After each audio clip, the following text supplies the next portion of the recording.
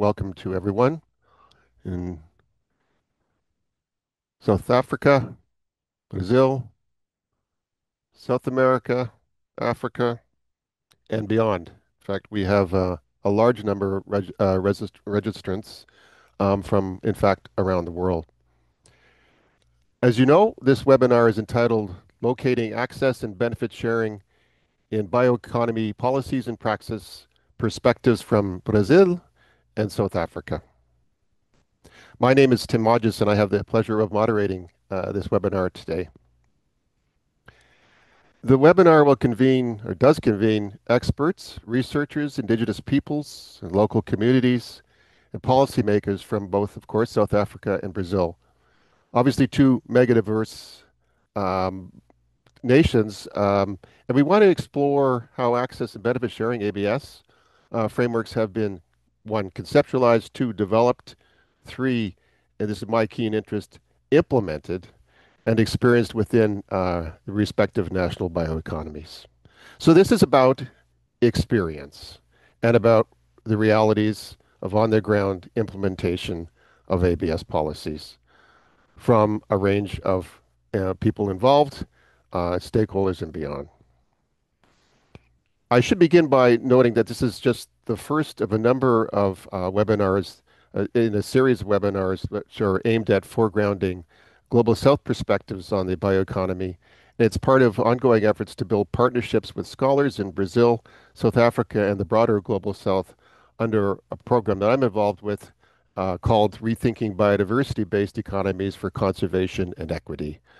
What I actually, short form is Rethinking ABS. I'm a member of the program steering committee and the dialogue lead on ABS governance. These exchanges, of which this is a part of, are based on long-term transdisciplinary research and practice spearheaded by, of obviously, Global South scholars in the areas of ABS, bioeconomy, biodiversity-based economies. We are seeking to complement the ongoing informal discussions that have been taking place for a number of years, as I understand, between Brazil and South African ABS and other government officials. So this is an ongoing supplementary and additional dialogue that complements and I think strengthens the conversations that have already been taking place between two megadiverse countries. And in my mind and my understanding, two leaders, global leaders in ABS implementation. So as I noted, we have a good number of registrants. I think it was up to 300 a few days ago. And as I said, also, it's not just Brazil and South Africa, but we have registrants from our entire Global South and actually well beyond. So I'm very pleased with that. It certainly underscores the fact that this is a very strong interest to not just those on the line and those who would generally not be interested, but in fact they are. And this webinar comes at a time when ABS, including discussions on DSI, digital sequence information, have actually come to the forefront of biodiversity policy making. And so obviously this is extremely relevant to the broader conversation about how we conserve and how we share benefits and how we work towards sustainable use. You might ask yourself, why is the interest so high and widespread? Well, of course, I mentioned that we have global discussions taking place around ABS. And in some ways, it's to me, ABS, and this is probably back to my background as the chair or co-chair of the Nagoya Protocol. I've never understood why people call it complex. It's not rocket science in my mind. Nevertheless, it's actually very challenging, as we have discovered. I mean, whether it's in the North or in the South, whether it's in Africa or Latin America. Um, and the question is, why so challenging? Well, I think in part because what we've failed to do, and I think that's everyone's responsibility, what we have failed to do until very recently, and this is the exception, this conversation, we failed to listen to experience, to actually draw lessons from successes and failures. So the conclusion in my mind is, well, this is a journey. We've not finished it. We've in some ways just got started. And I think the two critical elements that now, finally, at last, what we're seeing being added to the discussion and to the understanding is the view that collaboration is necessary, um, true collaboration within jurisdictions, but also across jurisdictions, and an open and candid, frank sharing of on-the-ground experiences.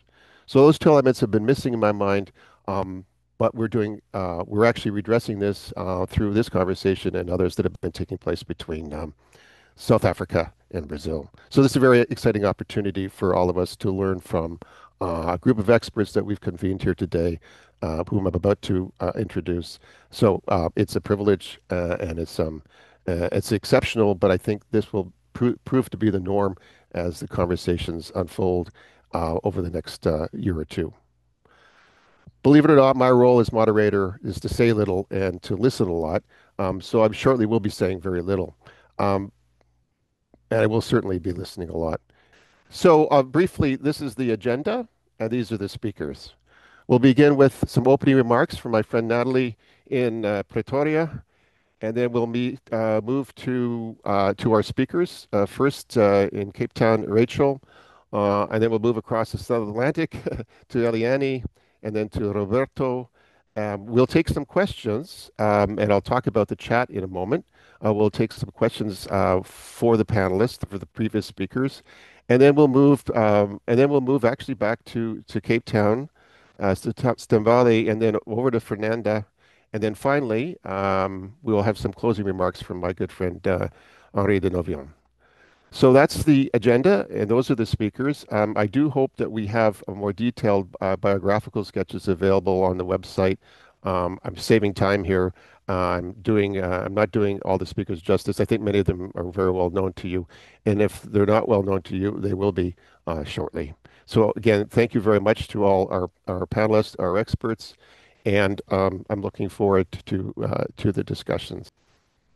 So with that, I'd like to turn to Natalie, if the camera's on, for some, and microphone, of course, for some opening remarks. Welcome. Thank you. Thank you very much, and good afternoon, or good morning, or good evening, depending on where you are joining us from around the globe. I understand that we are here to explore one of the most pivotal concepts in sustainable development, environmental stewardship and equity, and also that we'll be looking at ensuring that the genetic resources and traditional knowledge of our local communities are accessed responsibly and that the benefits derived from them are shared fairly. So that's just a very big statement giving you context. Um, but this isn't just about policy or compliance for South Africa.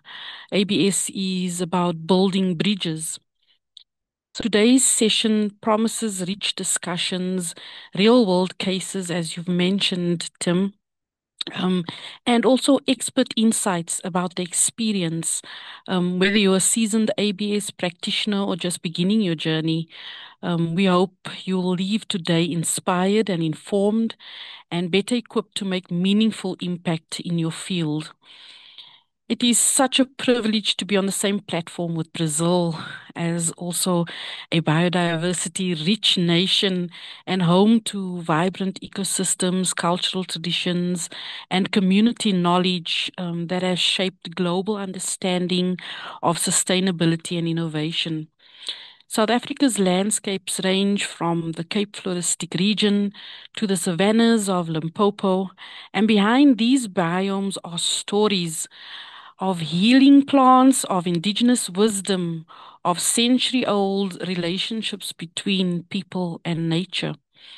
But with this richness comes responsibility and to ensure fair and equitable sharing of benefits from the utilization of South African genetic resources, as well as from the traditional knowledge associated with the uses while advancing research and innovation.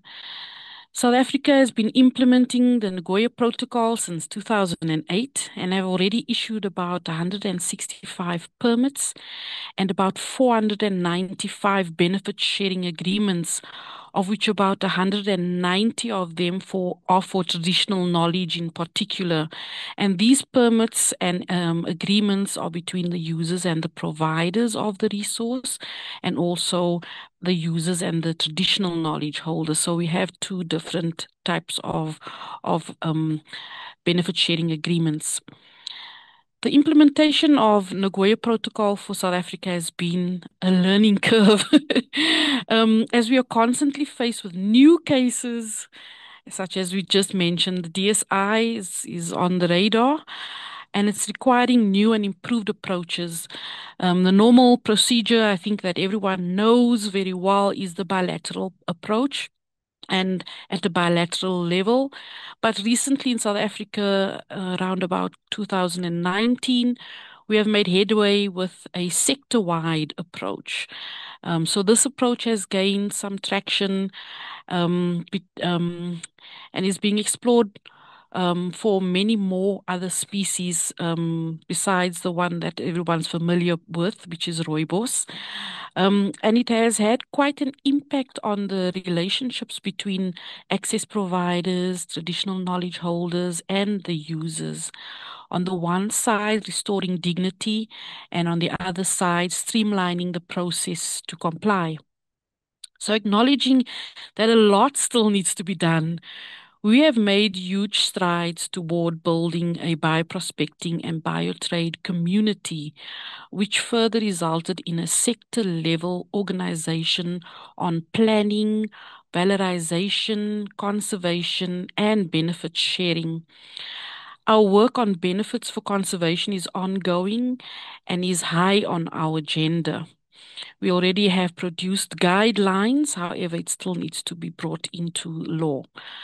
So South Africa also notes the new kid on the block, DSI, and is working very, very carefully alongside the negotiation processes and also the outcomes of the multilateral benefit sharing mechanism and the Kali Fund.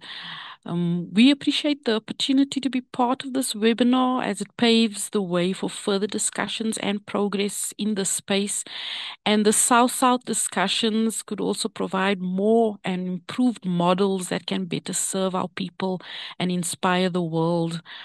As South Africa's ABS focal point, I stand proudly among peers who understand that the value of biodiversity is not just scientific. It's cultural, economic, and deeply personal to the communities who have preserved it for generations. And in both South Africa and Brazil, we are united by more than just geography. We share a history of resilience, a commitment to inclusive growth, and a vision for a future where innovation is rooted in ethical practice. We stand ready to listen and use this as an opportunity to align our efforts in ensuring fair and equitable sharing of benefits through legislation, research, and community empowerment. We hope these questions find answers and that it further strengthens the dialogue and sparks collaboration between policymakers, researchers, communities, and enterprises. Thank you once again for this opportunity.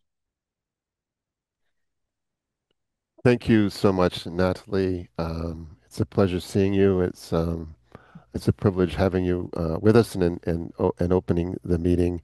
And as always, you never disappoint, not just to hit the keynotes, but to inspire. So I'm very grateful that you're here, as is everyone else. Thanks again. And don't go away. Thank you. Now move to Rachel. Thanks, Tim, and thank you, Natalie. Good morning, afternoon, and evening to everyone. I'm really thrilled to see such strong interest in the webinar and in this wider initiative to share ABS experiences between South Africa and Brazil. And I think, Natalie, thanks, you've really set the scene very, very well and very articulately. I'm not sure if I can add that much more. But really to say that this initiative grew from collaborations among scholars in South Africa and Brazil, working on bioeconomy issues and benefit sharing, who saw an opportunity to bring shared experiences, research, and depth to ABS implementation discussions. Although many laws and policies are now in place, along with several benefit sharing agreements, as we've heard, And despite substantial amounts of donor funding, ABS approaches have remained largely static. So my job as an academic is always to be critical. So that's not to say that a huge amount hasn't been achieved, but that we do have some room for improvement. So I think one of the concerns is that we've seen ABS narrowing over the years to transactions to channel financial benefits, with few focusing on the relationship between social justice, benefit sharing, poverty alleviation, and conservation.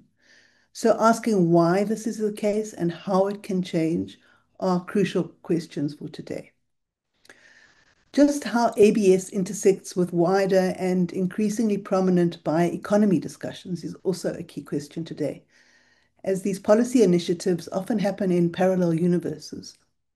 So here it's important to note that the bioeconomy represents a very divergent set of worldviews and contexts. Historically, it's been aligned with biotech innovations or replacing fossil-based raw materials with biomass.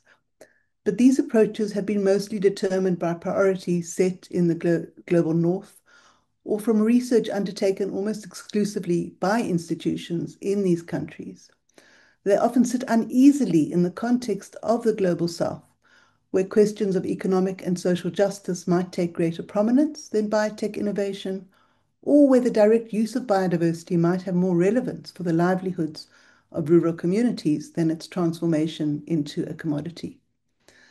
At the same time, South Africa and especially Brazil are also rapidly industrializing, and thus there's typically a blend of bioeconomy strategies as well as divergent policies, which may or may not contradict one another.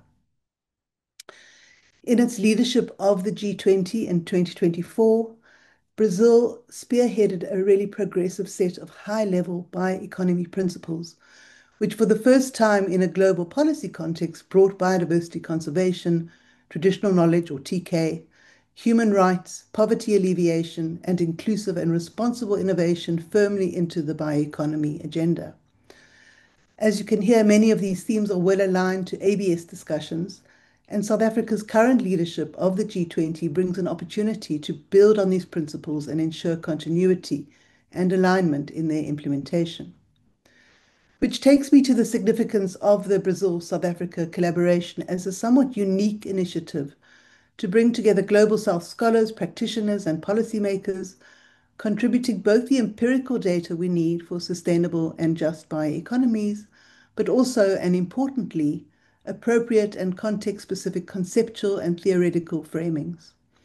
This is critical given that many of the most contentious and unresolved issues that we face in ABS center around land ownership, representation, ways of knowing, colonial histories, the biodiversity and climate crises, and contested development paths. Resolving them requires endogenous, transformative, and inclusive approaches. So we've heard about some of this information from Natalie around context. And context really matters, and nowhere more so than the experiences we can share of ABS implementation in our respective countries. So like Brazil, South Africa is often cited as one of the countries with extensive experience in ABS implementation. This is based to some extent on our phenomenal biodiversity and cultural diversity, but also our histories of exploitation, initially through colonization, later through apartheid, the ongoing colonialities because of these histories, and thus the need for redress becomes very acute. It's also one of the most unequal societies in the world, with extreme levels of poverty and unemployment. About half of the population live below the poverty line, and unemployment is an astonishing 33%.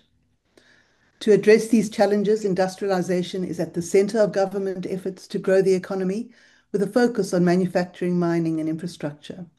There's strong political intent to see bioprospecting and the biodiversity-based economy as economic strategies through a program known as Operation Phakisa, which means hurry up in the local language of Sesotho. But the biodiversity crisis is also very real in this mega diverse country. Almost half of ecosystem types are threatened with ecological collapse, and 14% of our remarkable 24,000 species are threatened with extinction. We have a highly developed, complex, and wide-ranging ABS and bioeconomy policy space with both a bioeconomy strategy and a biodiversity-based economy strategy. They're governed by multiple laws and several government departments at different levels. The confusing and at times very cumbersome regulatory environment has been a major constraint for many of those involved. Nonetheless, as we heard from Natalie, there have been more than, I was actually astonished by the number you gave, but hundreds of benefit sharing agreements negotiated and more than 160 ABS permits issued. Unusually, I think just to add that South Africa also regulates biotrade, meaning trade in all indigenous biological resources rather than bioprospecting based on genetic resources alone, which is of course a much narrower scope, although the lines between the two are often quite fuzzy. So to understand some of the challenges and opportunities linked to ABS, I'm going to explore two cases from South Africa that have gone through the ABS hoops. There are many more examples, but they all reveal quite similar patterns. So I'm going to use these to be illustrative. Next slide, please. So the first case is the now well-known benefit sharing agreement negotiated between the rooibos industry and representatives from some indigenous San and Khoi organizations, the South African San Council and the National Khoisan Council. Many of you know this delicious tea that's unique to South Africa, which was founded on the back of the TK of indigenous San and Khoi, and against the backdrop of the massacre and the relocation and dislocation of San and Khoi from rooibos growing landscape centuries ago. Today, the marginalization persists through the legacy of apartheid policies, which excluded so-called colored rooibos farmers from the government support and subsidy schemes that were designed to support white farmers. In addition to formal recognition of San and Khoi TK, the benefit sharing agreement allocates a traditional knowledge levy to be paid in equal parts to the two indigenous organizations, which is 1.5% of farm gate price, amounts to about $700,000 a year. However, the voices of small-scale rooibos farmers who still live in rooibos landscapes was largely absent from negotiations and the agreement, and they must affiliate to the National Khoisan Council to get benefits, and I'll be coming back to this point. Another example, next slide please, is that of Pelargonium pseudoides, which is widely used as a traditional medicine with TK held across South Africa, but also Lesotho. It's a commercial remedy that is used to treat bronchitis, is very successfully sold across the world. It's got a history of biopiracy charges against one of the companies involved, Schwab, and it's linked, there are two sets of agreements, as Natalie explained, one for access and one for TK. For the TK, there's a chieftainship which has been identified, the Khachabi Kingdom, which receives money on behalf of a range of communities. And there's also an amount that goes for access to the resource itself. There's a growing number of actors and buyers involved in this industry, and interestingly, also a new Fair Wild standard, which in many ways parallels ABS in quite interesting ways, which I think warrant some discussion. And there's also a range of industry-sponsored projects which support many projects in the Pelargonium space. Next slide, please. So combined, these cases reflect some important achievements through a significant flow of financial benefits and important recognition of historical injustices. But if we dig a bit deeper, multiple questions are raised about the extent of these agreements achieving equity and conservation, with some possibly even entrenching inequity among marginalized communities. For example, through excluding resource custodians, as in rooibos, or recognizing only some but not other TK holders, as in Pelargonium. Moreover, a business-as-usual approach prevails that neither transfers power nor enables a community-based or owned approach to commercialization. So as a result, TK holders and resource custodians continue to be raw material suppliers, with ownership remaining highly skewed towards industry partners and the monopolization of markets through cultivation, intellectual property, and land ownership. Next slide, please. Equity is concerned as much with the outcome of negotiations as it is with the process developed to get there. And what we see is that ABS, as currently conceptualized, obliges governments to adopt an approach where those seeking permits must negotiate with an organized legal entity and agree on an outcome that's mutually acceptable. So in doing so, the assumption is made that communities are sufficiently organized and capacitated to develop a legal standing and that those represented are the legitimate claimants. So while recognizing and rewarding TK is clearly critical and necessary, these experiences suggest that proving origin may favor holders of TK or genetic resources who are politically connected, who are well organized and resourced, and who are more visible. In the process, others who are less capacitated or connected may be excluded, despite having equally valid claims. The marginalization of certain communities and groups may thus be entrenched in the process. Next slide, please. As examples for the Rooibos benefit sharing agreement, I include here a picture of representatives from the two indigenous organizations, as well as the industry and the then Minister of Environment Affairs, but also two quotes, one from small-scale Rooibos farmers and another from a separate indigenous Khoi organization, both of whom felt excluded from the negotiations. Next slide, please. When we look carefully at these and other agreements from across the region and the world, we see little evidence of conservation benefits and can conclude that ABS hasn't been successful in creating incentives for conservation and sustainable use, despite this being a rationale for these market-based approaches and central to the Convention on Biodiversity's three objectives. The reasons are due to multiple interconnecting factors, including the tendency for government to prioritize economic development over biodiversity conservation, laws and policies which don't adequately embed conservation in ABS agreements, and insufficient interest on the part of industry to go further. There's also poor recognition of local communities as biodiversity custodians, which is aggravated in South Africa by laws and ABS agreements that separate TK and biological resources. Opportunities exist for ABS agreements and approaches to strengthen land tenure and resource rights, and to support customary practices that support conservation and sustainable use, but this has seldom, if ever, occurred. So in sum, we can conclude that ABS agreements have led to a small but important step forward towards restorative justice, but they may have created more problems than they seek to solve and have not challenged the modus operandi of current practices which are often inequitable. There's been a focus on expedience rather than inclusivity and a hand wave towards adequate representation. They haven't challenged the status quo and they're often disconnected from community struggles. They've also led to a clamor for representation, often linked to the finances generated. There's been a focus on monetary benefits with little attention paid to non-monetary benefits and associated opportunities. And we also see that benefit sharing has been detached from people and from place. Next slide, please. So how then can we think anew about biodiversity-based economies for conservation and equity?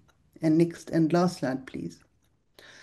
So there are growing concerns about the calcification of the ABS framework and increasing recognition of its limitations for achieving real social, economic, and environmental impact.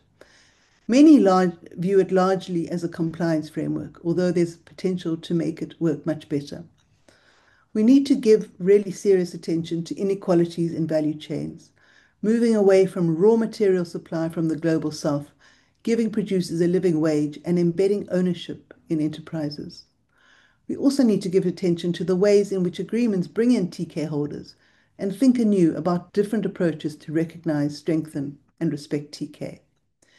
Importantly, we need to recognize that ABS is only one mechanism among many others, and to give attention to other approaches to achieve conservation and justice.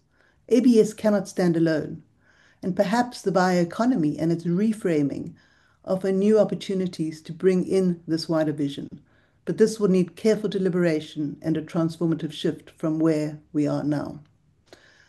Thank you very much. And I invite you also to visit our Rethinking website where we expand on some of these ideas. And the next slide, I think, has these contact details. Thanks so much. Thank you very much, Rachel. I must say, I had an opportunity a number of times to be in South Africa for the witnessing some of the discussions that were taking place amongst government officials and communities, indigenous peoples, and farmers and industry. And I thought at the time, this was a number of years ago, I thought at the time how I was struck by the inclusivity of, in fact, of the process. But clearly, as an outsider and as someone who's not familiar with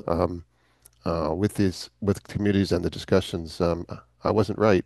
It wasn't entirely inclusive, but clearly it was meant to be. And I always thought I took that lesson back to other discussions about ABS and the need to be as inclusive as possible. So thank you again. I'm sure this will elicit a lot of discussion. Well, let's move to a different country, but on the same subject of ABS implementation. And this time, of course, in Brazil. Eliane, Bom, muito bom dia. Então, agradeço imensamente a mediação do professor Tim Rhodes, agradeço à professora Rachel Wimberg e à professora Stembly pela organização em conjunto dessa série de webinários, né, que a gente está realizando entre pesquisadores e instituições de pesquisa, especialmente a Universidade Federal do Pará, a Universidade de Cape Town e a USP, contando aqui também com a participação do People and Plants. Eu tenho o desafio aqui de tentar falar devagar para ajudar a nossa tradutora, e tentar fazer um resumo aqui de 15 minutos. É, eu vou contar com o apoio da Gabriela para passar os slides. Gabriela, se você puder exibir o slide, eu te agradeço. Muito bem. O que eu buscarei tratar nessa nossa conversa hoje, desculpem, saudando também aqui o professor Roberto, professora Fernanda, a Nathalie Feldman, enfim, cada uma das pessoas presentes e quem nos assiste também.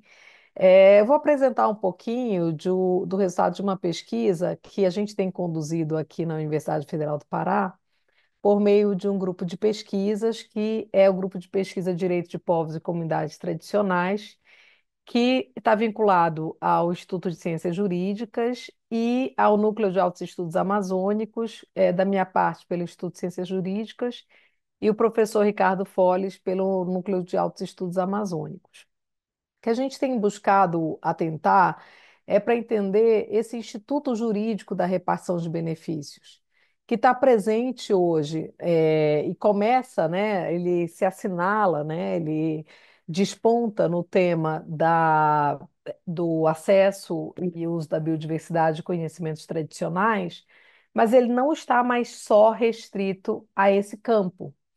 Por exemplo, a gente tem uma lei nova agora no Brasil, uma lei sobre mercado de carbono, que prevê um sistema específico de repartição de benefícios. Então, buscar entender esse sistema como um sistema que estrutura o que tem sido chamado, né, de uma bioeconomia justa e equitativa, a busca, ou de uma bioeconomia inclusiva, como o professor Roberto também tem propagado, ou de uma sociobioeconomia, é um dos temas que está nos tomando atenção. Nesse sentido, eu gostaria primeiro de conversar sobre o Instituto Jurídico da Repartição de Benefícios no contexto dos direitos humanos e a compreensão dele como uma das salvaguardas do direito internacional. O segundo passo é tentar identificar, aí falando especificamente de ABS, de repartição de benefícios nesse campo da sociobiodiversidade, no contexto da Panamazônia, trazendo aqui uma fotografia de como está hoje na nossa região, né? Na região que suplanta o Brasil, considerando que o bioma amazônico é um bioma compartilhado por 9 países da América do Sul.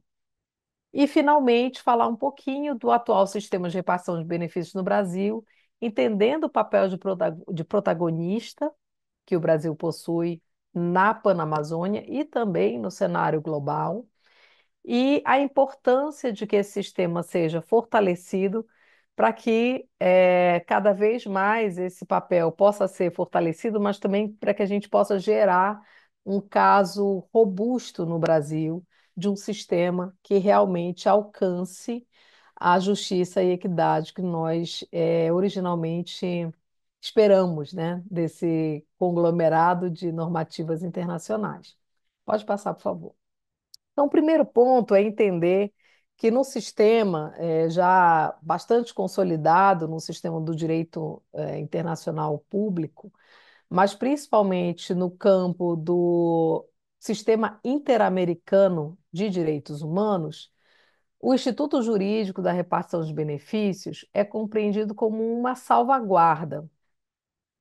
A gente teve decisões da Corte Interamericana de Direitos Humanos, que está vinculado ao sistema OEA, Sistema da Organização dos Estados Americanos, que reconhece como uma violação de direitos humanos o não cumprimento da repartição de benefícios. E, por outro lado, como uma violação aos direitos territoriais de povos e comunidades tradicionais. Então, hoje, na jurisprudência da Corte Interamericana de Direitos Humanos, ao lado da consulta prévia, livre e informada, e ao lado da avaliação de impactos socioambientais, a repartição de benefícios aparece como uma condição de salvaguarda de direitos humanos e que é uma ferramenta essencial para constituir relações entre setores públicos, privados, povos indígenas e comunidades tradicionais. Pode passar, por favor. Nesse cenário, um dos casos, existem outros, né, mas o que é o caso paradigmático é o caso do povo Saramacá contra o Suriname de 2007, e é um caso que ele se refere à mineração, inclusive, aonde a Corte Interamericana de Direitos Humanos considera que esse direito de usar e gozar os recursos naturais dos territórios tradicionais está vinculado ao pressuposto de garantir benefícios compartilhados sempre que existir a intervenção nesse território e que a ausência de repartição de benefícios é considerada uma violação ao direito territorial. Então, esse acho que é um primeiro cenário importante para entender como, no sistema interamericano de direitos humanos, o direito à repartição de benefícios se assenta. Pode passar, por favor. Na sequência,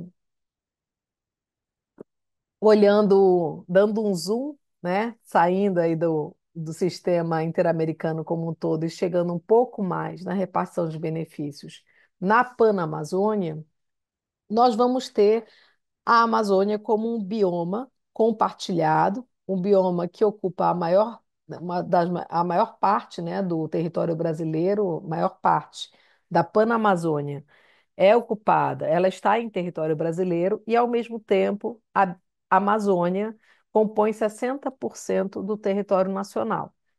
A Panamazônia, então, ela vai ser formada aí por 9 países, geograficamente por 9 países, da Panamazônia, que é dada principalmente pelo Tratado de Cooperação Amazônico, regido pela OTCA, a Organização dos Países do Tratado Panamazônico, aonde nós não vamos ter, por exemplo, a Guiana Francesa. Mas eu gosto sempre de ressaltar a importância, né, dessa situação política, porque ela vai ter várias repercussões, uma vez que, na realidade, o bioma é apenas um, né? Ele é um com as suas diversidades, mas ele está congregando todos esses territórios. Pode passar, por gentileza. O outro ponto, então, nós estamos organizando essa tabela, então não se preocupem tanto se ela não está tão evidente assim, porque ela vai ser publicada aí nos próximos meses num artigo com maiores detalhes, mas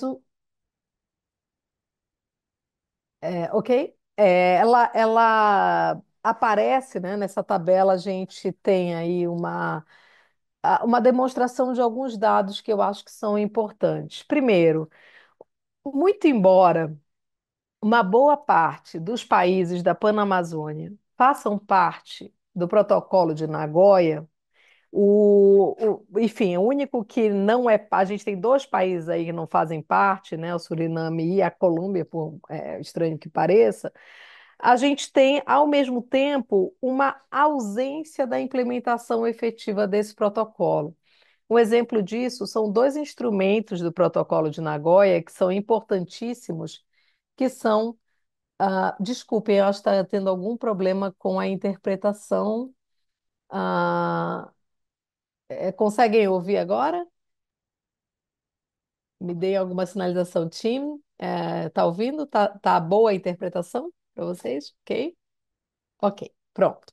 Ah, então, apenas retomando, né, a ideia. Então, nós temos ainda uma implementação deficitária do Protocolo de Nagoya na Panamazônia.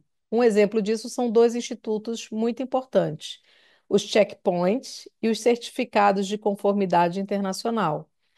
Quando nós olhamos, nenhum dos países tem plenamente implementado esses dois elementos. A Guiana, por exemplo, não possui checkpoints, mas possui certificados. O Peru possui checkpoints, mas não possui o certificado. Os demais países não possuem checkpoints e certificados internacionais. E algumas outras variações vão ocorrer. O fato é que nós temos desde países que estão muito avançados no cumprimento da legislação, como o Brasil, como o Peru, até países que não têm legislação específica e que não fazem parte do Protocolo de Nagoya, como o Suriname, por exemplo, ou países que sequer fazem parte da integração política, como a Guiana Francesa. Isso resume alguns dos desafios da região, né, e como esse bloco vai se posicionar em relação a um dos biomas mais importantes do mundo, que é a Amazônia. Nesse contexto, pode passar, por favor, é claro que o papel do Brasil é fundamental. O Brasil possui desde 2000 uma legislação, é um dos primeiros países que sai à frente. Essa legislação ela foi substituída por uma nova legislação em 2015, que muda bastante o sistema. Os sistemas são substancialmente alterados nessas mudanças de legislação. Tanto que algumas comunidades tradicionais que haviam participado de acordos anteriormente têm muita dificuldade hoje de entender essa mudança e nos questionam muito sobre por que em determinadas situações não ocorre a repartição de benefícios em que ocorria anteriormente. O fato é que hoje a gente tem uma legislação que, do nosso ponto de vista, impõe limites à repartição de benefícios. Existiam limites anteriores, mas agora a gente tem limites bastante restritivos. Eu não vou ler todo o artigo aqui da legislação para não tomar demais nosso tempo, já está esgotando, mas o fato é que a gente só vai ter repartição de benefícios quando existir exploração econômica efetiva de um produto acabado ou de um material reprodutivo que seja derivado do patrimônio genético, da biodiversidade e dos conhecimentos tradicionais, e que eles sejam um dos elementos principais de agregação de valor a esses produtos. Essa limitação fez com que a gente reduza as hipóteses de repartição de benefícios no Brasil, o que é muito diferente quando a gente fala da África do Sul, por exemplo, em que tem um sistema mais aberto de repartição de benefícios, né? Ela não tem tantas restrições. Pode passar, por gentileza.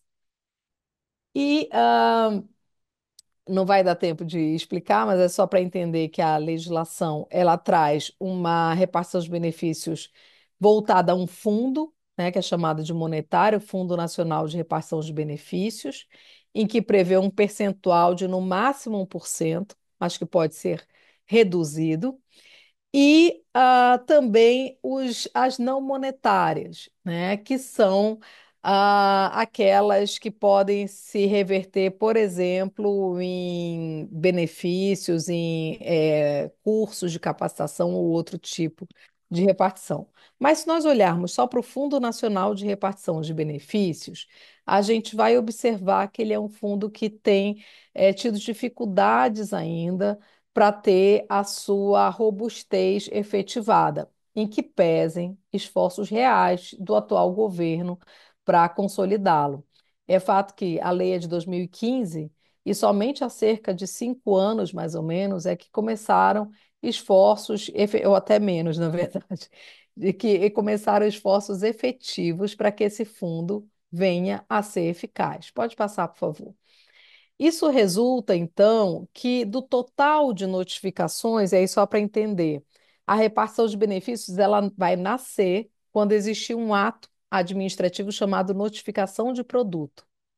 Do total das notificações hoje existentes no Brasil, que são 20 mil e poucas notificações, 58% se declararam isentas da obrigação de repartir benefícios.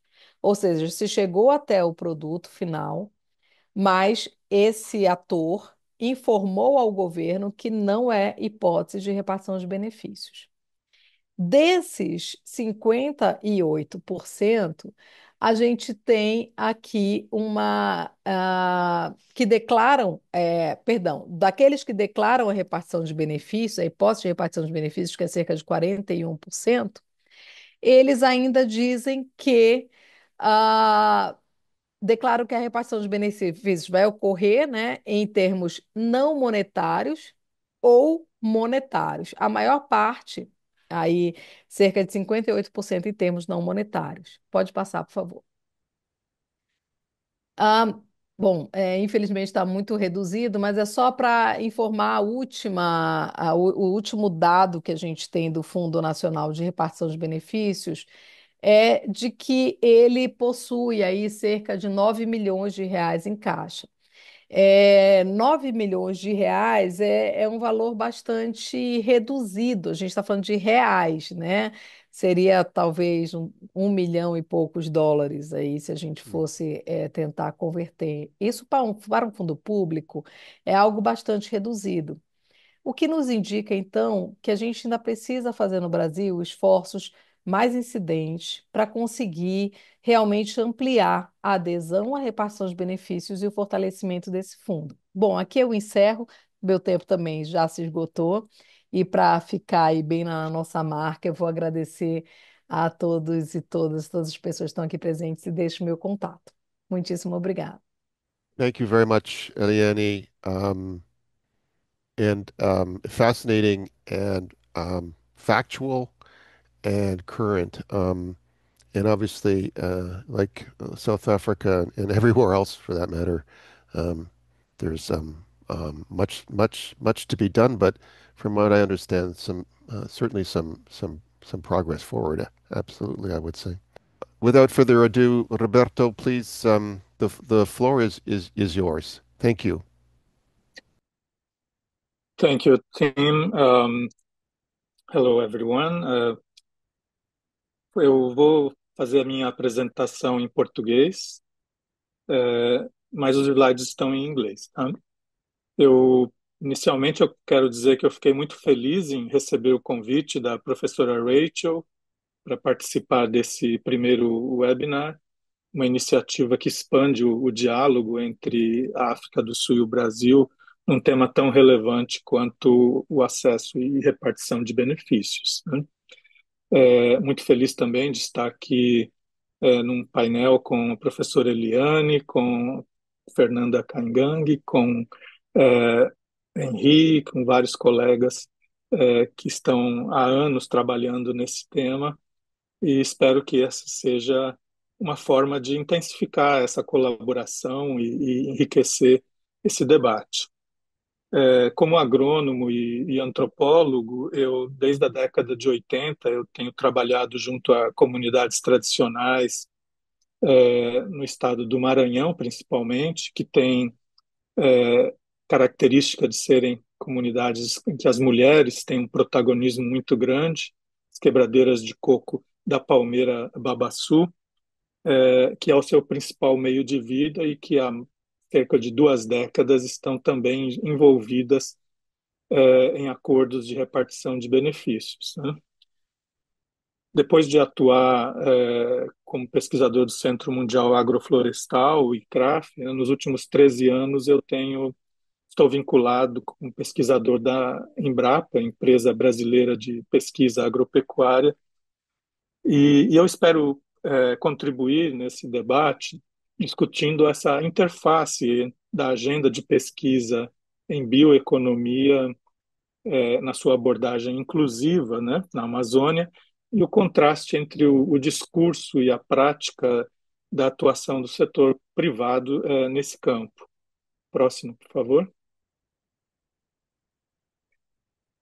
Principalmente para as pessoas que não estão tão familiarizadas, né, com a Amazônia, nesse caso a Amazônia brasileira, eu trago inicialmente uma visão da área que se refere a esse nosso trabalho, que são os 9 estados brasileiros que compõem a chamada Amazônia Legal brasileira. Uma área que, além do bioma amazônico, inclui terras de parte dos biomas Cerrado e Pantanal, e que representa cerca de 59% do território brasileiro, onde vive uma população de cerca de 28 milhões de pessoas, 13% do total nacional, mas são cerca de 6 dos 28 milhões, 6 milhões de habitantes que habitam em áreas classificadas como rurais. E dentre esses, inicialmente eu menciono, são cerca de 5 milhões de agricultores familiares, que estão em cerca de 750 mil imóveis rurais e também 460 mil famílias em assentamentos de reforma agrária, mais de 3.100 assentamentos de reforma agrária. Próximo, por favor. Mas quero centrar aqui o foco que outras 1.200.000 pessoas vivem nas chamadas terras de uso comum, que são áreas com algum tipo de proteção, que incluem mais de 450 terras indígenas, onde vivem 400 mil pessoas, pelo menos, em 117 milhões de hectares. Então, também 308 territórios quilombolas, em 3 milhões de hectares, e além desses territórios, outros 600 ainda não foram demarcados nos seus territórios das comunidades quilombolas brasileiras, né? Menciono também que são 608 territórios extrativistas ou agroextrativistas, que incluem as reservas extrativistas de desenvolvimento sustentável, projetos de assentamento extrativistas, florestas nacionais e estaduais, onde vivem cerca de 700 mil pessoas em 74 milhões de hectares.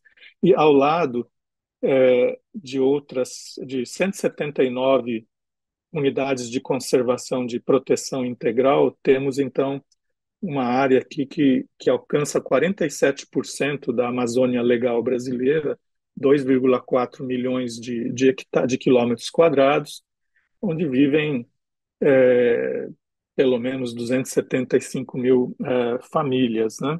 E é para essas situações socioambientais que reúnem os povos indígenas, povos e comunidades tradicionais e agricultores familiares, que a Embrapa, a instituição a que eu estou vinculado, em parceria com o Ministério do Meio Ambiente, através da Secretaria de Bioeconomia, e no âmbito da Estratégia Nacional de Bioeconomia, que está sendo implementada, principalmente no âmbito da Embrapa, busca o seu reposicionamento enquanto instituição para contribuir efetivamente numa agenda de pesquisa e desenvolvimento, inovação, para as sociobioeconomias da Amazônia. Próximo, por favor. É, efetivamente, né, a abordagem inclusiva adotada prioriza as chamadas economias da sociobiodiversidade, né? que são economias focadas no uso sustentável de recursos da biodiversidade amazônica, tendo por base o conhecimento tradicional e o diálogo de saberes com os conhecimentos científicos e tecnológicos em processos produtivos e de manejo, assim como de agregação de valor, aplicações industriais, de melhoramento genético e biotecnologia, e que resultam do protagonismo de povos indígenas, povos e comunidades tradicionais e agricultores familiares na gestão de seus recursos e acesso a mercados, tendo efeitos virtuosos no desenvolvimento local e regional, pautados na inclusão com equidade social e justiça, na conservação ambiental e na promoção do chamado bem viver, ou seja, uma abordagem de bioeconomia que realmente foca nas economias da sociobiodiversidade. Próximo, por favor. E para a construção dessa agenda e para esse reposicionamento e contribuindo com essa estratégia, foram realizadas 40 oficinas de consulta locais em territórios da Amazônia no segundo semestre do ano passado, início desse ano, que buscaram identificar de forma participativa as principais dificuldades enfrentadas nas várias dimensões das economias locais baseadas na sociobiodiversidade, identificar demandas mais relevantes para a intervenção das instituições de pesquisa. Próximo. Buscou-se inicialmente, inclusive, compreender a percepção local sobre o que faz parte e o que não faz parte de uma bioeconomia de caráter inclusivo, realmente buscando entender essas diferenças em cada território. Próximo, por favor. E a partir dessas respostas, construir um instrumento de apoio à decisão para avaliação de iniciativas em bioeconomia, para fortalecer a sociobioeconomia a partir de um conjunto de dimensões, de princípios e critérios, né? Expandindo, que geralmente é apresentado de forma limitada, aquela tríade do ambiental, o econômico e social. Próximo, por favor. Ou seja, ao mesmo tempo que o G20 tem os seus princípios de alto nível, né, para a bioeconomia, buscou-se construir os princípios na perspectiva émica, a perspectiva local, em relação ao que deve fazer parte de uma bioeconomia inclusiva, né? Não há tempo aqui para examinar todos eles, mas eu destaco a dimensão de acesso a direitos, né? Que tem como princípio o respeito aos direitos plenos de cidadania e direitos socioterritoriais, assim como aos costumes e normas tradicionais vigentes, considerando especificidades e diferenças de povos indígenas, povos e comunidades tradicionais e famílias da agricultura familiar. Próximo, por favor. E nesse instrumento estão associados critérios, né, que, por exemplo, determinam que as ações em bioeconomia nessa abordagem inclusiva devem contribuir para direitos humanos fundamentais, devem reconhecer e respeitar direitos constitucionais, inclusive a destinação das terras ocupadas e uso dos recursos naturais, incluindo o respeito integral à Convenção 169 da OIT, e aqui no Brasil o Decreto 6040, e chamo atenção para esse número 4, que são as ações que devem resguardar os direitos locais de propriedade intelectual, prevenindo a apropriação indevida do conhecimento tradicional para agregar valor aos produtos sem o devido reconhecimento. E é exatamente para embasar a relevância desse último aspecto, desse critério, que eu encaminho a apresentação para o final com uma síntese de nossa análise das informações do Sistema Nacional de Gestão do Patrimônio Genético e Conhecimento Tradicional Associado. Próximo, por favor, que é o CISGEM, com um recorte específico sobre entendimento das notificações de produto acabado por usuários que acessam PG e CTA. A Eliane já, inclusive, já antecipou parte dessa análise. Não há dúvidas, né, que o sistema implementado pelo Brasil é um avanço, né, em relação à maior parte dos países, né? Isso não há dúvidas desse avanço, mas dito isso, cabe refletir sobre os resultados que o próprio sistema nos traz a partir da verificação de sua utilização por usuários, né? Nesse sentido, mais uma vez, nossa análise aqui está focada nas notificações de produto acabado que deveriam gerar repartição de benefícios. Próximo, por favor. Numa pesquisa atualizada, né, na sexta-feira passada, 25 de julho, identificamos que desde o início da vigência da lei, o sistema já possui mais de 82 mil cadastros e mais de 20 mil notificações de produto acabado. Só que dessas mais de 20 mil notificações, somente 16% se referem a notificações que declaram acesso a conhecimento tradicional associado. Próximo, por favor. Ainda assim, né, seriam mais de 3.200 notificações, que pode ser um número significativo, né, não fosse o fato de que apenas 20 usuários representam mais de 91% dessas 3.200 notificações. Uma empresa, uma grande empresa brasileira no setor de cosméticos, a Natura, representa sozinha mais de 1.300 notificações de produto acabado, 41% do total.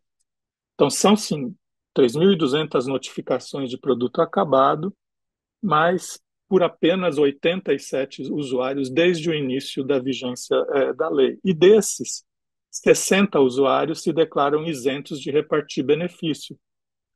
Eliane já mencionou essas isenções, né, há várias isenções, né, que são contidas na própria lei.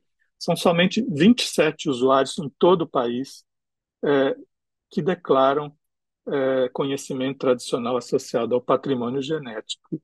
E desses, somente 6 declaram ter realizado o acesso a partir de comunidades provedoras na Amazônia, sendo que, em nenhum caso, há informação de que a comunidade provedora de conhecimento tradicional associado é da população indígena, conforme o sistema. Próximo e último slide. Então, eu encerro aqui afirmando que, nesse momento em que tanto se propala, né, uma bioeconomia que apoie o desenvolvimento sustentável na Amazônia, com a crescente chegada de investidores corporativos para explorar a biodiversidade, é preciso, de fato, passar do discurso à prática sobretudo, respeitar princípios éticos básicos de negócios que propalam ter responsabilidade social e ambiental para uma bioeconomia efetivamente inclusiva. Então, eu finalizo por aqui. Muito obrigado. So much progress, and the need for much more. But I mean, I get a very positive impression that you've made huge strides and very systematically. And I noted that again, once again, you as others have used the term inclusive, and I thought those principles were interesting. And um, the approach to inclusiveness was again systematic, but very obviously very thoughtful, and maybe someone will want to explore that with you amongst other things. Um, Once again, thank you. We've got a good number of and a growing number of questions for the panelists to date. Let me just be a little bit selective and thank you to colleagues, including Sarah, for collating some of these um, interventions. There was one from Rodrigo for either Natalie or Rachel. I think maybe Natalie, you've have in part already answered it, but there is two-part question really. it is the following, to paraphrase it: is there a transparency platform for monitoring benefit sharing agreements, contracts, and payments in order to guarantee that the shares are measured accordingly? Also, and this is the second part that maybe hasn't been addressed, how is the distribution process happening with the NKC? Are there examples and actual cases of communities that received benefits originating from the Roibos agreement? Who would like to tackle that one? I'm sorry for the darkness. Um, Indeed, so just to give some insights into the process, um, in particular, the procedure around the NKC and the South African Sand Council sharing the benefits equally Hmm. on Rooibos. Um, both these communities have set up trusts, and how they are structured is that they have representation from every um, I would say every area within the country where the Khoi in particular exists or is in higher numbers. Um, and then for the South African Sand Council, they are divided into what we call community property associations, and there are four of them in the South African Sand Council, and likewise in the Khoi, the National Khoi Sun Council, there's also about four groupings. And the trust then has that representation from all the different areas where Khoi people exist in the country, and they have gathered to decide on how the benefits will be shared. And this has been written up in their process, in their trust, and disbursement is procedurally carried out in that manner. Likewise, with the Sand Council, membership to the property association, a community property association, allows you or grants you the ability to then apply for the benefits via a project or something like that. So both, I think, runs on project basis, and disbursement is then done according to these different groupings. Thank you. Thank Oh, you. sorry. And Go then in ahead. terms of transparency, I did mention that reporting is done to the department, and we then do verification in the different groupings to confirm. Thank you very much, Natalie. This is a question from, I think, from Mary, for Eliane. Um, when you refer to checkpoints and certificates, do you mean checkpoints under the terms of the Nagoya Protocol, meaning checkpoints to monitor the use of genetic resources coming from a third party or a third country, or something else? What are the reasons for limited implementation of the Nagoya Protocol checkpoints? Eliane, have you any comments? Sim, acho que eu posso fazer esse comentário e alguns outros. Exatamente, essa análise que eu apresentei sobre um cenário de implementação nos países da Panamazônia, ela parte de um levantamento justamente que pergunta que a gente elaborou os dados a partir de uma base de dados que já tinha feito, né, o levantamento anteriormente, que chama o projeto Brogota. Esse projeto Brogota olhou quais são os instrumentos no mundo, né, que são importantes do ponto de vista do protocolo de Nagoya e como ocorre a implementação deles. Então, sim, ali, justamente quando a gente fala dos checkpoints, o que a gente está falando são dos checkpoints de verificação de pleno cumprimento das legislações nacionais, que é principalmente nos momentos de trânsito, né, dos produtos, e também os certificados internacionais, que são esses que devem acompanhar os produtos, né, e que são reconhecidos internacionalmente. Então, são dois dos instrumentos. Professor Tim, tem mais dois questionamentos aqui, eu já não sei se eu me adianto a eles e respondo. The clock is ticking. So we'll need to move forward, but I am tempted to bring one more question, comment from the chat before we move to our next speaker. And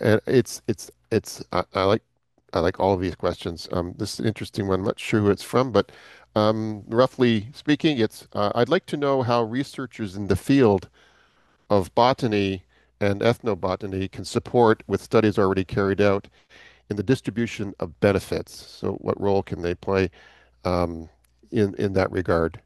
Perhaps thinking Roberto.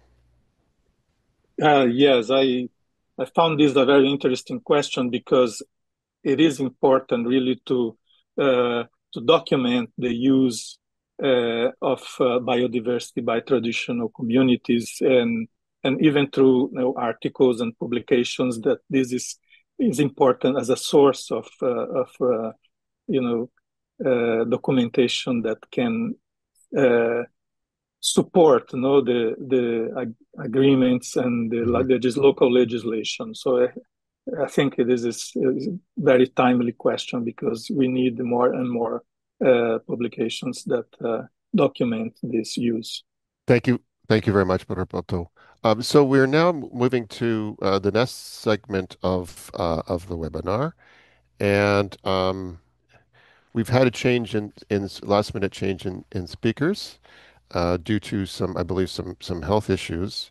So we have some. It's my pleasure to introduce Stembele, who is in speaking to us from Cape Town. And I look to you, Stembele, to provide us with your thoughts and reflections on where we're at. Over to you, please. Thank you. Good afternoon, everyone. Yeah, so today I will reflect on South Africa's experience with benefit sharing as part of its biodiversity economy.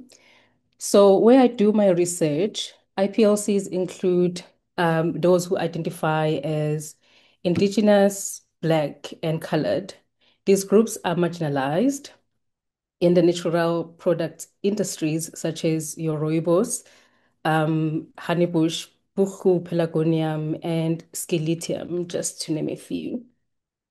And so the biodiversity economy initiatives in South Africa are meant to promote their inclusion and bring about transformative change, ensuring that Black, colored, and Indigenous people also benefit from the commercial use of South Africa's rich biodiversity.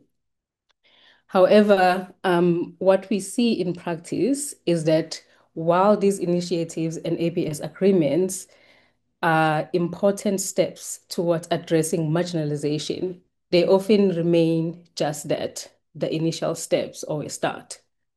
Um, they struggle to dismantle the deep-rooted historical exclusions and power imbalances between the largely white land owning industry players and the harvesters or traditional knowledge holders. Next slide. Yeah.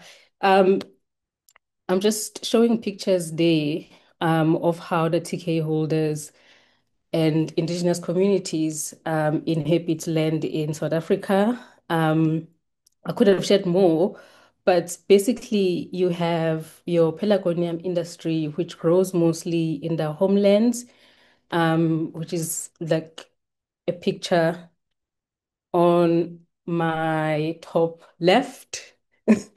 And then you have others like your honeybush and rooibos, where you have quite a lot of land ownership, either by the state for conservation and commercial farmers. So the picture on my bottom left, um, where those who harvest and have traditional knowledge usually do not own land unless there's good land reform programs in their landscape. So, sorry. So these harvesters and knowledge holders typically enter the industry as cheap labor, forgotten beneficiaries of land reforms, or members of cooperatives that rarely progress beyond that start phase, especially like where there is no support from NGOs. Um, so for these initiatives and ABS agreements to bring about real transformative change, they must fully acknowledge South Africa's history of unequal access to natural resources and the erasure of customary systems, especially those of the Khoi and San people. Um, these people are sorry, like these communities are often positioned as the face of ABS negotiations, yet they remain landless and disconnected from rooibos or honeybush or buchu and many other indigenous plants. So if we want transformative change, um, and equity in benefit sharing, we need to not only focus on means of ensuring access to the value chain and benefits in the biodiversity economy, as this keeps us on like surface level issues of access. Last slide, please. So in closing, harvesters and TK holders need initiatives and benefit sharing agreements that address the ongoing separation of IPLCs from nature and land, which we call ambient exclusion, referring to the exclusion of certain people from enjoying nature economically, culturally, and spiritually. We need land reform, but land reform is not enough to ensure equity in our benefit sharing models or the biodiversity economy. So ABS funds could be directed to initiatives that delve deeper into addressing issues of loss of dignity with all which comes from centuries of being sort of like banned from enjoying nature. Um, and also addressing subordinating research and value chain partnerships. For example, asking the South African National Park to allocate land to communities as benefit sharing is not enough and has nothing to do with restoring dignity and sovereignty over who controls land and resources. This is similar to how having biodiversity research and commercialization partnerships with communities does not address epistemic exclusions unless there is an intent. And then importantly, we need to pay attention to how the use of indigeneity in benefit distribution often serves as a form of legitimation, enabling government and industry to exclude certain groups while absolving themselves of the responsibility of addressing complex identities and cultures in benefit sharing. For example, the landscape that grows honeybush, a plant that I work with, have diverse complex identities and cultures. And when the ABS language was introduced a few years ago, people started to think that only those who were First Nations were going to benefit. And also, we saw the beginning of a reorganization of the people groups along the lines of who is traditional and who is not. So these historically racialized landscapes were moving to or adding other forms of belonging for benefit and participation. Lastly, um, I think IPLCs in South Africa generally want a sense of ownership in all of this biodiversity economy and access and benefit sharing models. And so it seems to me that they are more or less searching for economic emancipation rather than inclusion into a commercial system that is designed to exclude them. Thank you.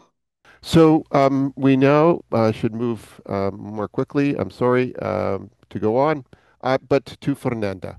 Please, you have the floor, and we look forward to hearing from you. Eu quero dizer que é uma honra poder participar desse webinário e de ouvir, né, reflexões tão qualificadas. Quero agradecer o nosso mediador, o professor Tim, e me felicitar por falar depois do Roberto, da Eliane, da Rachel, né? Cumprimentar também a Nathalie, a Sarah, o Henri e a Stembly, que acabou de falar também, porque isso economiza uma parte da minha fala. Eu estava profundamente infeliz pensando como eu vou transmitir informações tão complexas de um país tão grande, com 6 biomas, em tão pouco tempo. Então, assim, eu estou muito contente porque ao discutir, né, o acesso e a repartição de benefícios, né, em políticas e práticas da bioeconomia, a partir de uma perspectiva do Brasil, nesse caso, e ouvindo as perspectivas da África do Sul, a gente pode tecer algumas considerações a partir das experiências que a gente tem, porque o Brasil tem experiências legais e práticas, e elas nos trazem ensinamentos. Quero agradecer aqui a Gabriela, né, por todo o apoio, e as nossas intérpretes, a Carla e a Adelaide, pelo esforço de interpretar a gente que fala animadamente. Bem, eu preparei alguns slides para que a gente possa ter noção da diversidade da qual falamos. Eu vou pedir para a Gabriela passar, então. Bom, aí vocês têm uma expressão cultural tradicional, um brinco, né, do povo Micranuti. Então, próxima, por favor.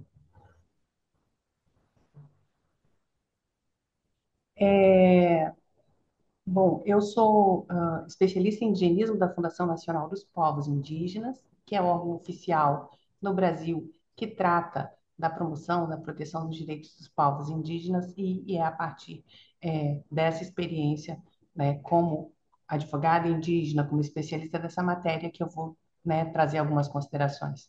Vocês têm aí uma expressão cultural tradicional que também é um recurso genético, né, que é feita de recursos genéticos, que é a cestaria do meu povo, isso é um anel, né, e o desenho que ele tem significados. Nesse caso, é a metade da guerra, a metade do sol, a metade do dia, que é a minha família, que é a minha identidade.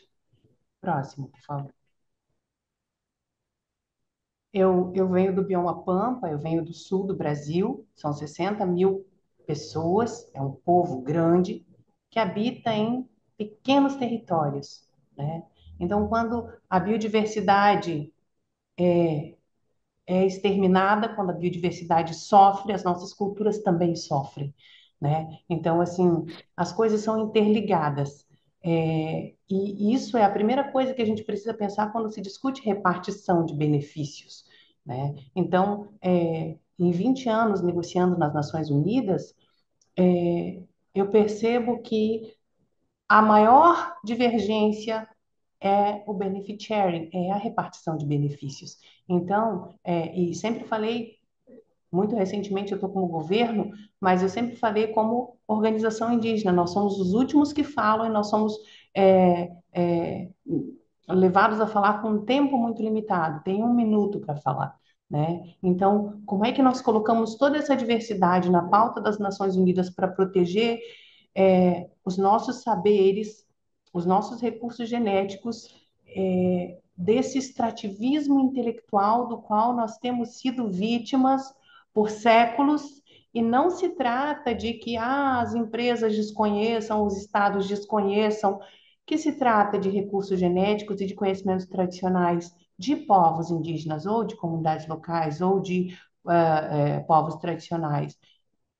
Isso é conhecido. A questão é: existe vontade política, existe interesse em repartir os benefícios?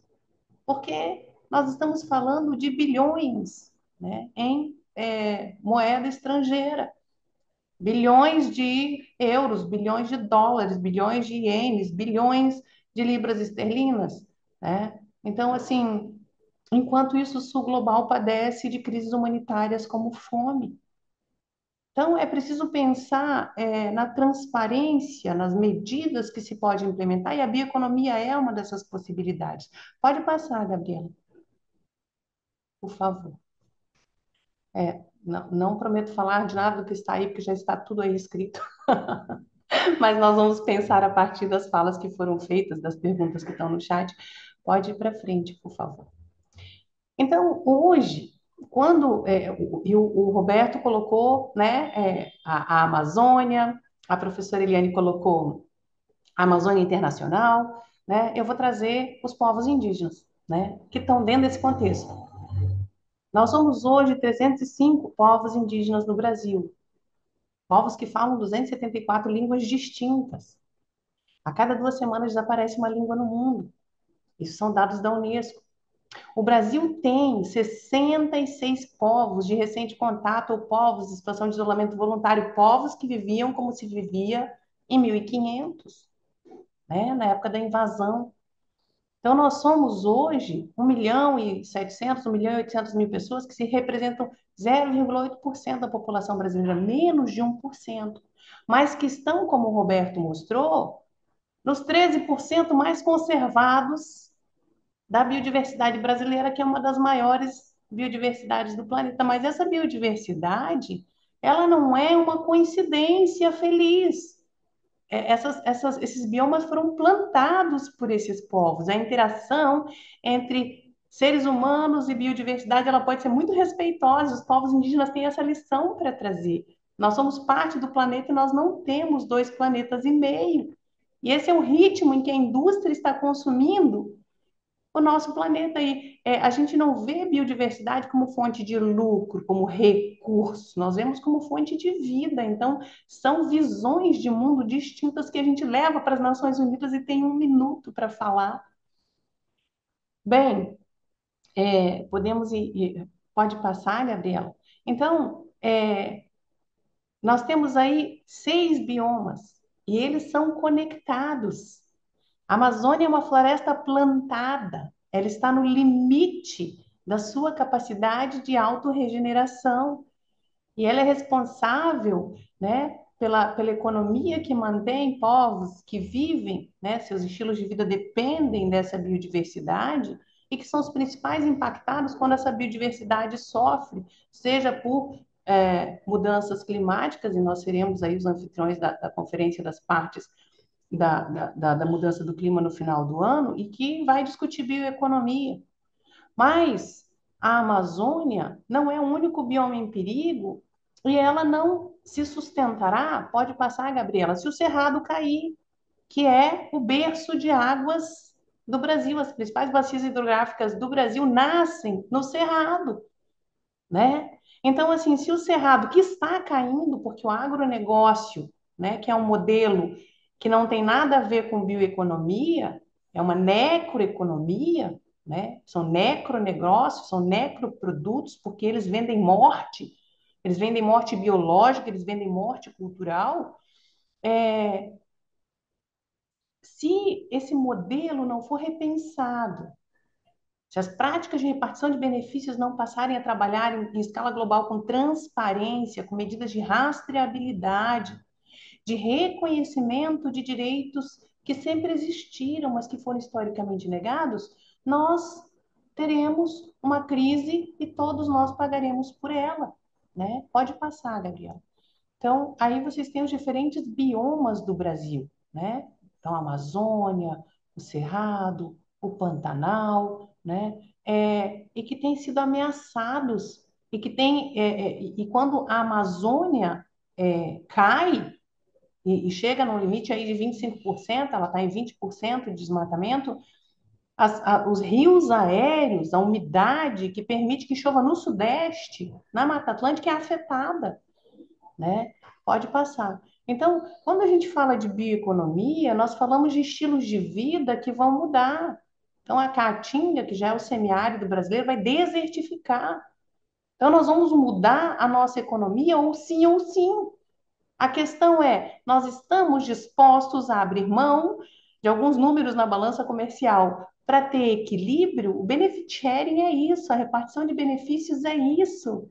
Nós subsidiamos, né, uma agricultura transgênica e baseada em monocultura que não vai ser sustentável. Venho do sul do país, está desertificando. Pode passar, foi sujeito a duas enchentes, né? Nos últimos 100 anos. Por quê? Porque nos últimos 100 anos nós derrubamos as matas de araucária que seguravam 40% da chuva que caía. As pessoas talvez perguntem, nossa, não era para falar de recurso genético, de repartição de benefício e de bioeconomia? As coisas estão interligadas. Essas separações que nós fazemos, o recurso genético associado ao conhecimento tradicional, ele é muito difícil de ser entendido do ponto de vista indígena, porque quando você pergunta até onde vai o conhecimento tradicional dentro do recurso genético que são a biodiversidade que nós plantamos, nossos ancestrais plantaram para nós, tá? As araucárias do sul do Brasil que foram derrubadas, elas eram árvores do período Jurássico, são árvores em extinção, mas altamente adaptadas. Nós derrubamos e nós pagamos um preço caro em vidas por não respeitar essa biodiversidade da qual nós fazemos parte. Pode passar, Gabriel. Então, fazendo um pouco a análise, né, de como a gente vai chegar a uma justiça restaurativa, como nós podemos repensar e incluir povos indígenas, comunidades locais, povos tradicionais nessa bioeconomia. A descolonização da bioeconomia passa pela memória, pelo reconhecimento da expropriação cometida no passado e no presente contra esses povos. No reconhecimento de que povos indígenas, de que comunidades locais têm saberes, fazeres, que são ciência e tecnologia.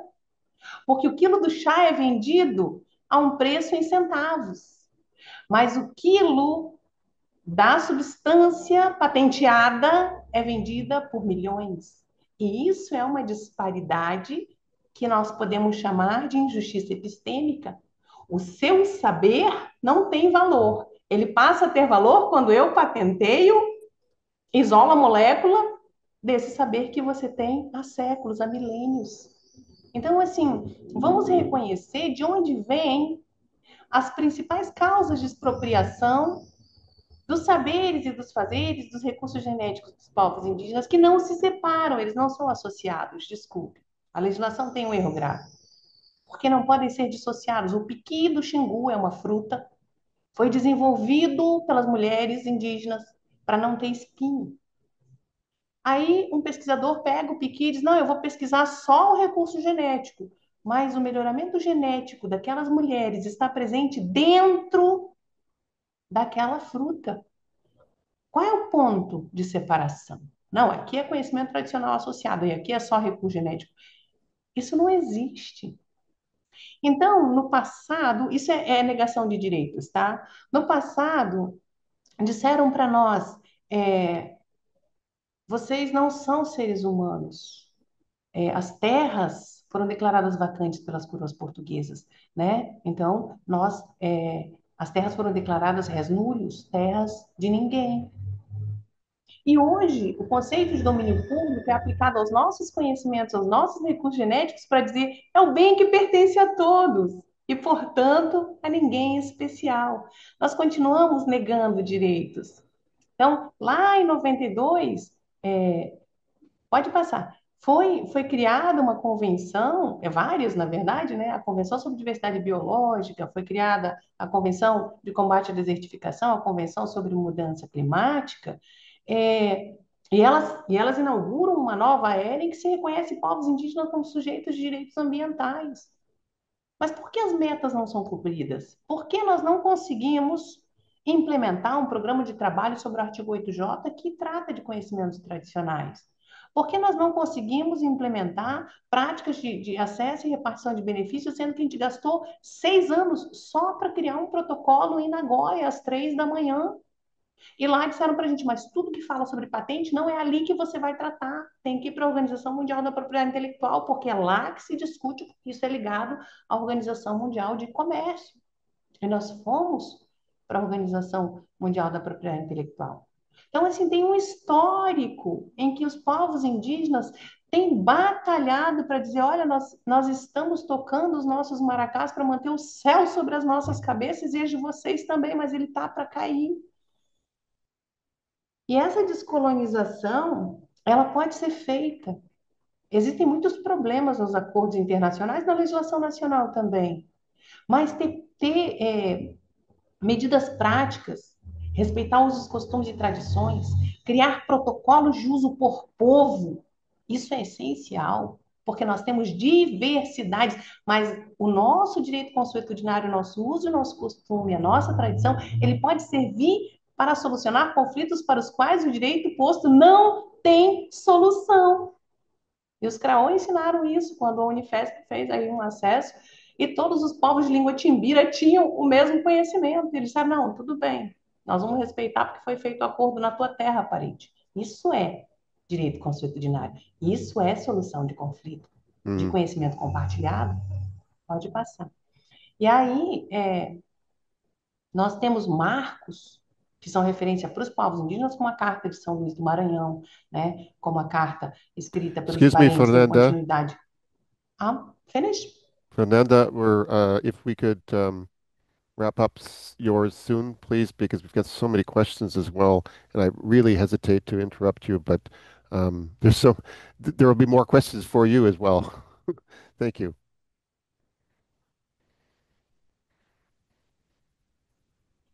Sim. Pode passar, Gabriela, nós vamos indo para o final. Então, até porque eu já falei o que eu queria sobre acesso e repartição de benefícios, é, pode ir passando. Nós consideramos essencial que tratados internacionais, como, por exemplo, o que foi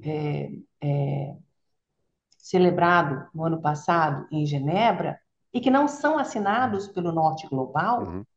possam ser respeitados. Porque mesmo que o Norte Global não assine, os povos indígenas têm direito a estabelecer contratos, né? Então, e isso tem sido feito, né, de forma bilateral, respeitando as legislações nacionais que nós temos, mas também criando protocolos de uso, né? Então, em complementação ao que já foi dito. E aí vocês têm vários exemplos, essa apresentação vai ficar disponível, e a COP30, né, a 30ª Conferência das Partes, vai ser uma excelente oportunidade de que a gente possa dizer com medidas práticas, né? Com justiça restaurativa, com justiça econômica, com justiça epistêmica, que nós respeitamos os povos indígenas, que nós consideramos os saberes, os fazeres dos nossos povos, ciência e tecnologia, e que nós possamos, né, fazer isso de uma maneira transparente, de uma maneira justa, de uma maneira equitativa. Não temos expressão para dizer muito obrigada, nós dizemos Idmar Hutton, é muito bom estar aqui.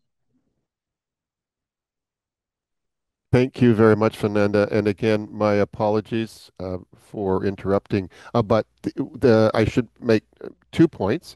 One, that this is being recorded and will be available website also through our website in Cape Town.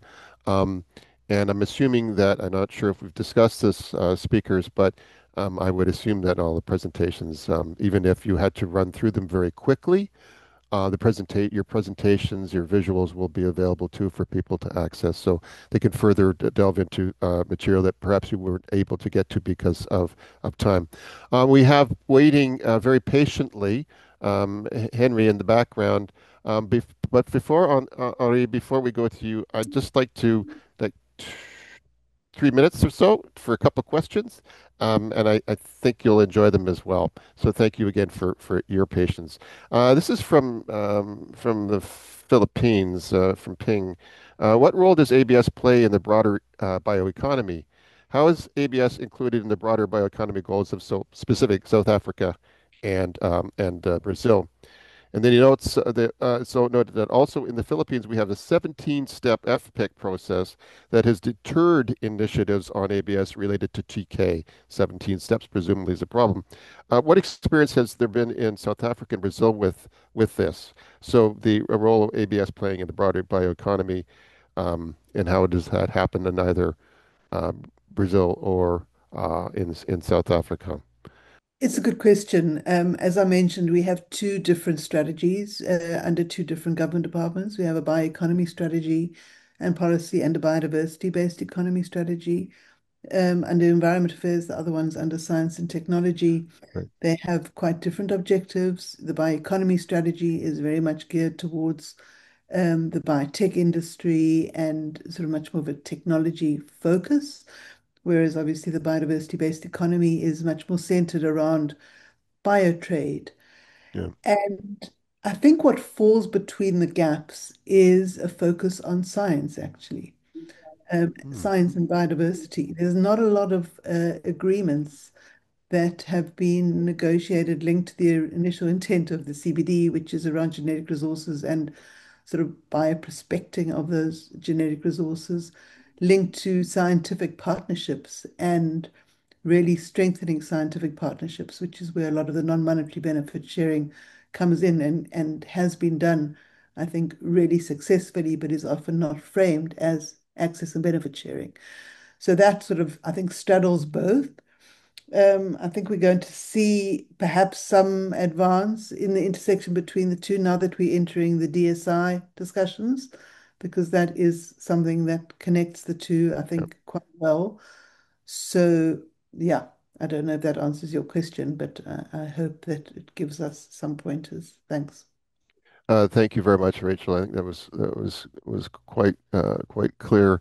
Um, and I need not to comment with already waiting. Let me just one more from Pierre.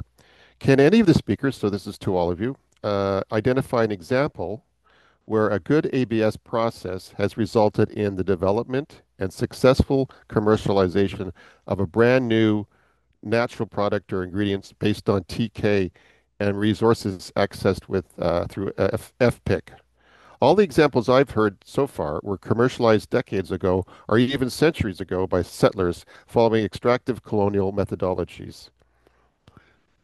It's a long question, but I think you can understand the essence of it.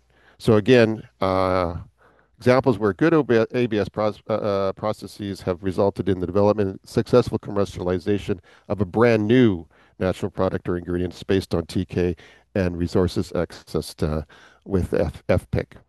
If I may just say, I don't see how that should be the measure. Mm. And if that is the measure, we will be nowhere. But indeed, that is on the cards in South Africa. Um, but I wouldn't say that is, if we can answer this, then we've succeeded in the proof of principle of Nagoya Protocol.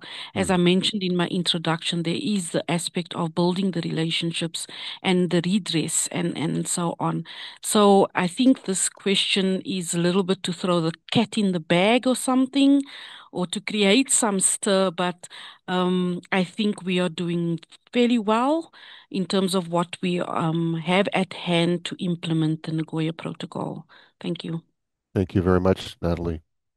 Right, we have 6 minutes. Henri, you're prepared to say 2 minutes worth of remarks. So I think we have time for one more question.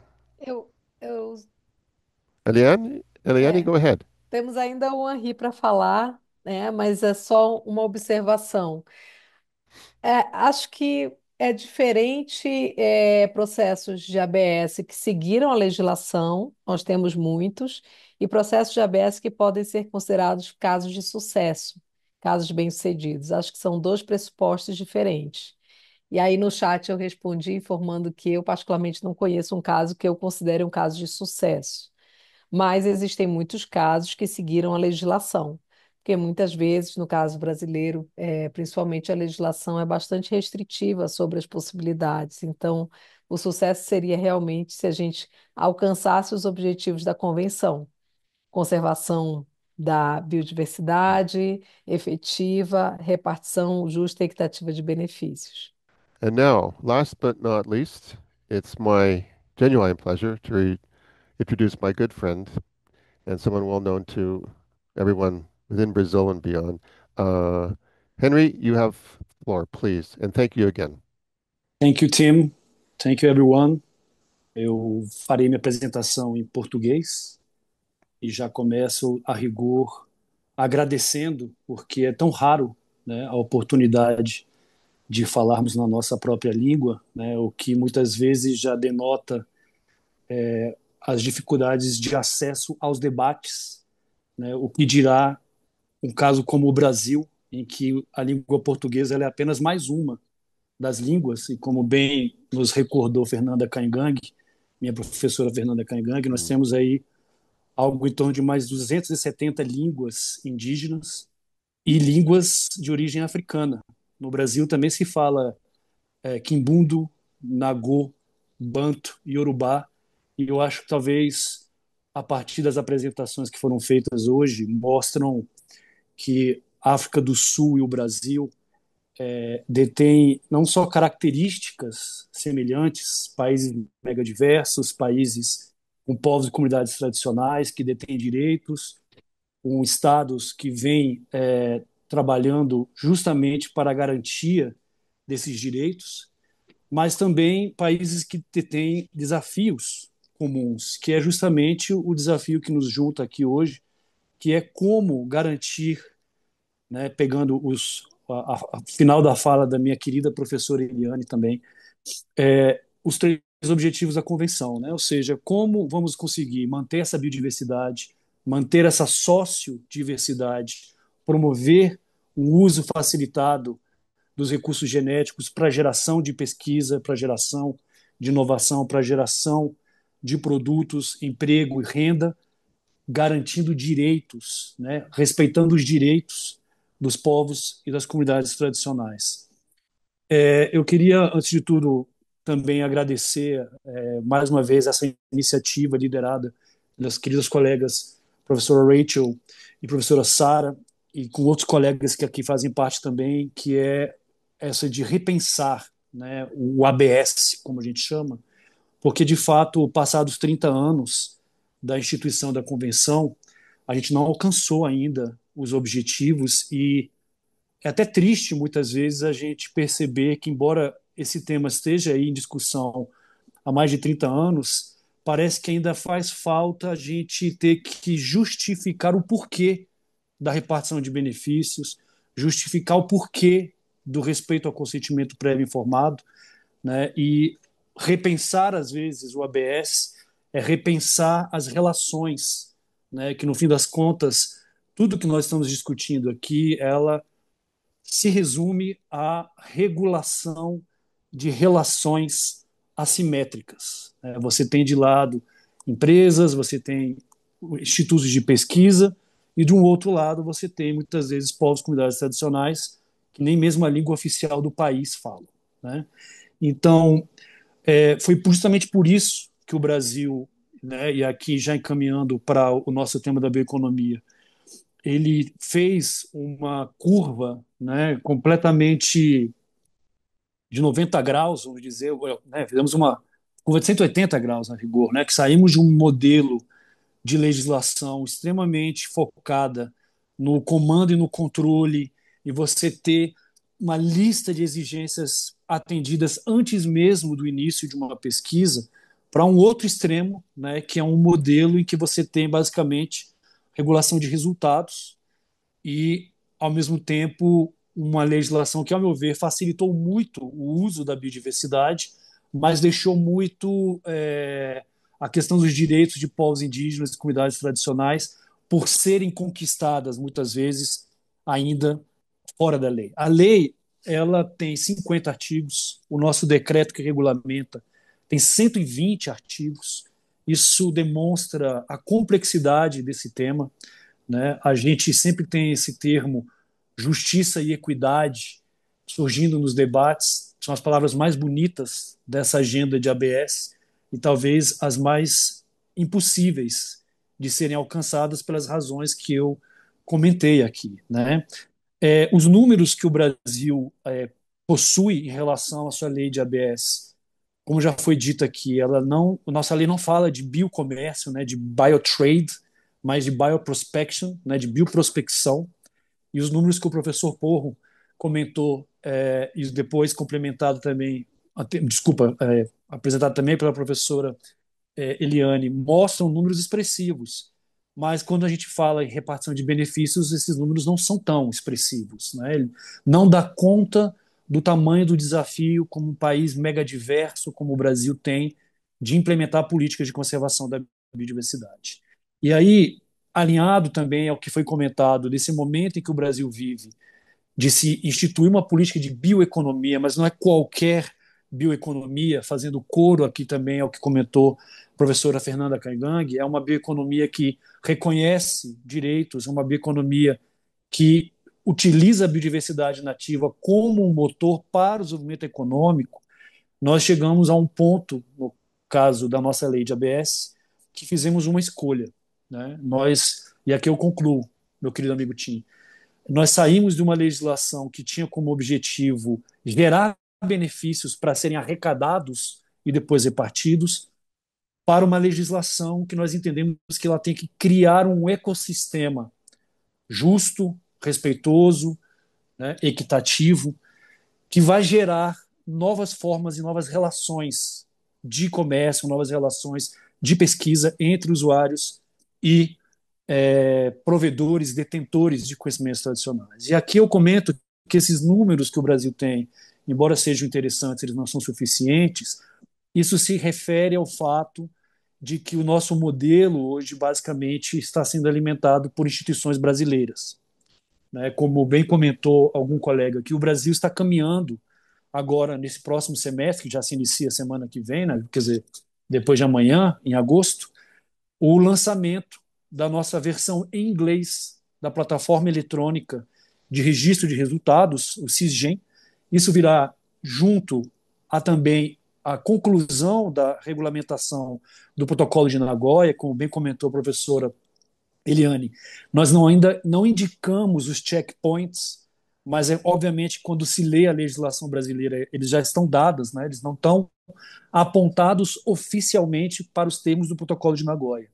Então, concluindo, a nossa expectativa com esse lançamento do CIGEM em língua inglesa, mais a conclusão das etapas relacionadas ao protocolo de Nagoya, nós estaremos abrindo as portas, né, da biodiversidade brasileira para que instituições não brasileiras que estão usando ou que queiram usar a biodiversidade consigam fazer uso e obter os certificados que são necessários.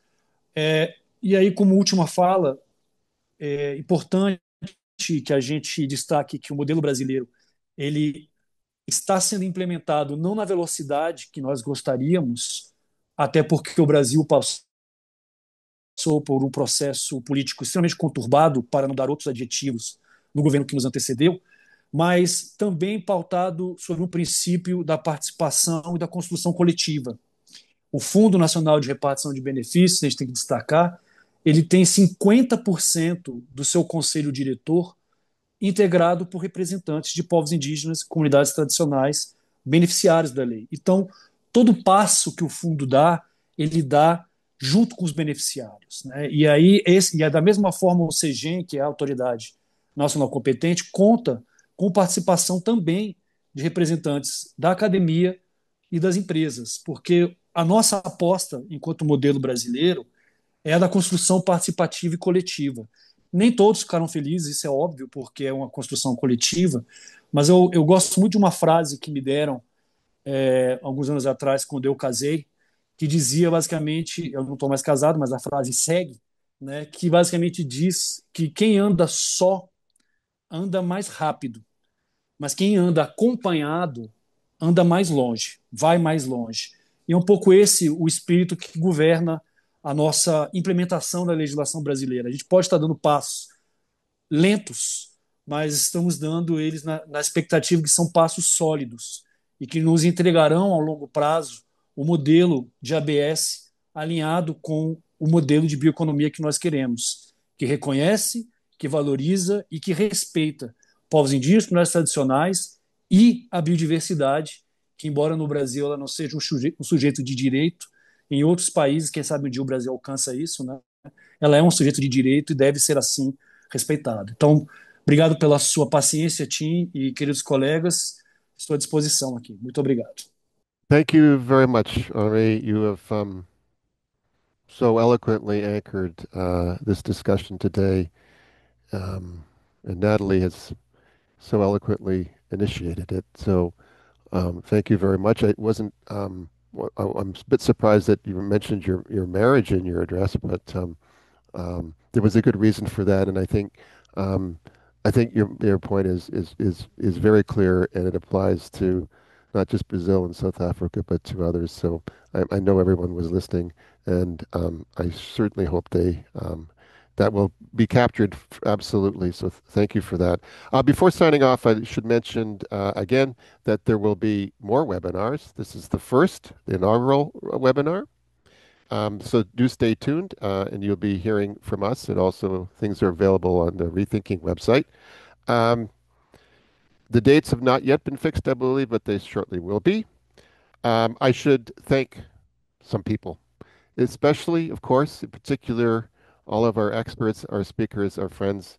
I'm, we're all very grateful to you for being at this first webinar, and I found it obviously very informative, but also very inspiring and very real. And usually those two terms don't go together. But in this case, they do. So congratulations and thank you very much. Before going, I should also thank our interpreters.